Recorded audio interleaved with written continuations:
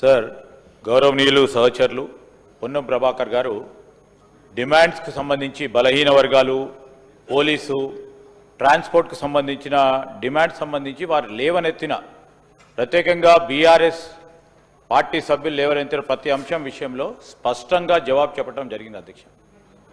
ఈరోజు వారు 10 సంవత్సరాల కాలం పాటు బలహీన వర్గాల పూర్తి స్థాయిలో అన్యాయం చేస్తూ బలహీన వర్గాలకు సంబంధించిన జనాభా ప్రతిపత్తి మీద రాబోయే కాలంలో తెలంగాణకు సంబంధించిన ఈ బలహీన వర్గాలకు సంబంధించిన సంక్షేమం గురించి ఆలోచన చేయకుండా వారు 10 సంవత్సరాల కాలం పాటు ప్రభుత్వంలో ఉండి ఏం చేయలేని పరిస్థితుల్లో ఈరోజు ముఖ్యమంత్రి రేవంత్ రెడ్డి గారు కానీ మా BC welfare minister Ponnam Prabhakar గారు కానీ ఒకటి ఎప్పుడు లేని విధంగా ఈరోజు చట్టానికి సవరణ చేయాలని మా రాహుల్ గాంధీ గారి ఆలోచనని అమలు చేసే ప్రయత్నంలో ఒక అడుగుకు ముందుకేస్తే 10 అడుగులకు వారు వెనుక గుంజే ప్రయత్నం చేసిన అధ్యక్ష. ప్రత్యేకంగా కనబడ్డది ప్రభాకర్ గారు కూడా చెప్పారు.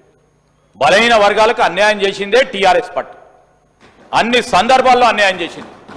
వారికేమి అధ్యక్ష నైతిక హక్కు ఉందని ఈరోజు వాకౌట్ చేసిపోతారు అధ్యక్ష. పోలీస్కి ఏం చేశారు అధ్యక్ష? పోలీస్ సంక్షేమానికి సంబంధించి కేవలం ఇన్నోవాలు సమకూర్చడమే పోలీస్ సంక్షేమం అంటే పోలీసుకు సంబంధించిన వారి మనోధైర్యాన్ని ఎప్పటికప్పుడు క్షీణించే కార్యక్రమం చేసిన వారు పోలీస్ పక్షాన మాట్లాడతారు అధ్యక్ష. వారు అదేవిధంగా ట్రాన్స్పోర్ట్కు సంబంధించి అనేక రిఫార్మ్స్ తీసుకొస్తా ఉన్నారు. ఈరోజు పారదర్శకంగా ఉండాలి, అకౌంటబిలిటీతో ఉండాలి, కరప్షన్ లేకుండా ఉండాలని రిఫార్మ్స్ తీసుకొచ్చి టెక్నాలజీని ఉపయోగించుకొని ఈ విధమైన ప్రయత్నం మా కాంగ్రెస్ పార్టీ ప్రభుత్వం చేస్తూ ఉంటే వాకౌట్ చేస్తారు అధ్యక్ష. వారికి ఏ విషయంలో చిత్తశుద్ధి లేదు అధ్యక్ష. బీఆర్ఎస్ పార్టీకి మేము చేస్తూ ఉన్న సంక్షేమం విషయంలో కానీ మేము చేపడతా ఉన్న అనేక రిఫార్మ్స్కు సంబంధించిన అంశం విషయంలో చిత్తశుద్ధి లేదు, మాట్లాడలేరు. ఇక వాకౌట్ చేయాలి, దానికి సంబంధించి ఏం చేయాలని అర్థం కాని పరిస్థితుల్లో వారు వాకౌట్ చేయడం జరిగింది అధ్యక్ష. వాకౌట్ చేస్తే మొత్తం ఈ రోజంతా వాకౌట్ చేయాలి. కేవలం దీని గురించి వాకౌట్ చేసి మళ్ళా తిరిగి వస్తామంటారు.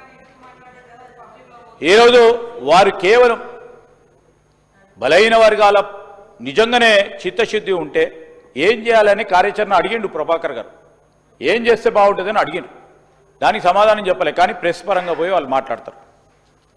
ఈరోజు మేము చేసేది క్షేత్రస్థాయిలో మార్పులు తీసుకురావడానికి, వారి ఆర్థిక సామాజిక పరిస్థితులను రాజకీయ పరిస్థితులను మెరుగుపరచడానికి చేస్తూ ఉన్న ప్రయత్నానికి నీరుగార్చకుండి మీరు చేయండి, ప్రజాస్వామికంగా మీకు హక్కు ఉంటుంది, సభాపరంగా మీరు అనుమతి ఇచ్చారు, వారు మాట్లాడారు, వాకౌట్ చేయటం జరిగింది.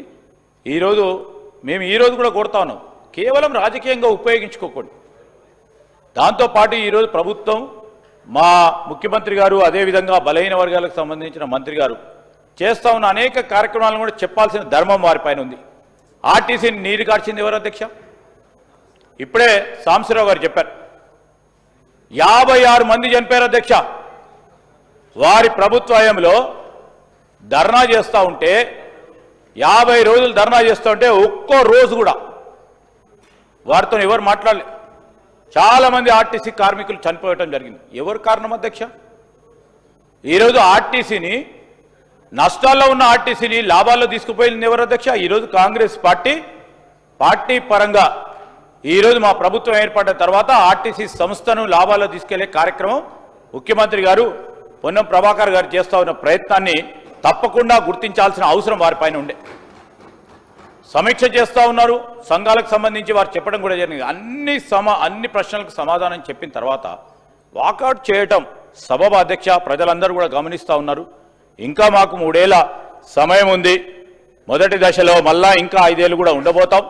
అన్ని కార్యక్రమాలు బలహీన వర్గాలకు సంబంధించి రేపు రాహుల్ గాంధీ గారు ప్రధానమంత్రి అయిన తర్వాత మా పార్టీ కేంద్రంలో అధికారానికి వచ్చిన తర్వాత మొట్టమొదటి కార్యక్రమమే రాహుల్ గాంధీ గారి నాయకత్వంలో ఈరోజు రాజ్యాంగ చట్ట సవరణ చేసి 42% పై మించి ఎంత జనాభా ఉంటే అంత జనాభాకు సంబంధించి సామాజిక ఆర్థిక రాజకీయ రిజర్వేషన్ కల్పించే కార్యక్రమం చేస్తూ ఉన్న తరుణంలో అడుగులకు ముందుకు వేస్తా ఉన్నాం అధ్యక్ష. దానికి అడ్డు రావద్దని ఈరోజు వారు వాకౌట్కి సంబంధించి కారణం లేకుండా వాకౌట్ చేస్తూ ఉన్న సందర్భాన్ని కూడా చెప్తూ వారి యాక్షన్ ఖండిస్తూ ఉన్నాం అధ్యక్ష.